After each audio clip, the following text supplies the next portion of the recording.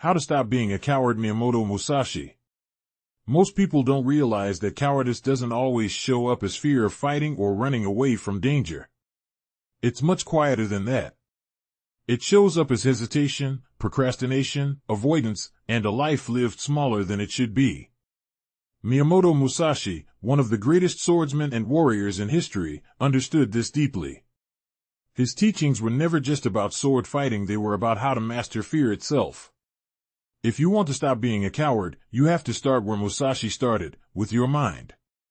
Musashi wrote the Book of Five Rings, not as a manual of violence, but as a guide for self-mastery. He said, "There is nothing outside of yourself that can ever enable you to get better, stronger, richer, quicker, or smarter. Everything is within. Everything exists. Seek nothing outside of yourself." Cowardice fades the moment you stop waiting for outside permission to act. You become fearless when you realize that everything you need to take action already exists within you. Stop outsourcing your courage. Stop waiting for the perfect time, the perfect conditions, or someone to push you forward. Musashi's life teaches that the person who can walk alone without fear is the one who wins in life. One of Musashi's most powerful principles is do not let yourself be guided by the feeling of lust or love. This doesn't mean you shouldn't care about people, it means you should not be enslaved by attachments that weaken your spirit. Cowards cling to comfort, to people who coddle them, to routines that numb them.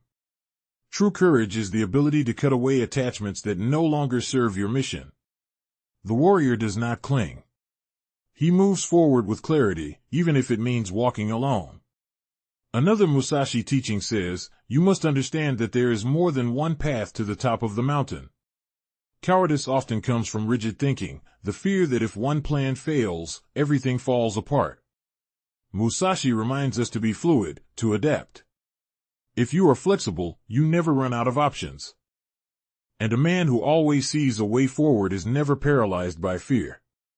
Finally, Musashi lived by the rule, think lightly of yourself and deeply of the world.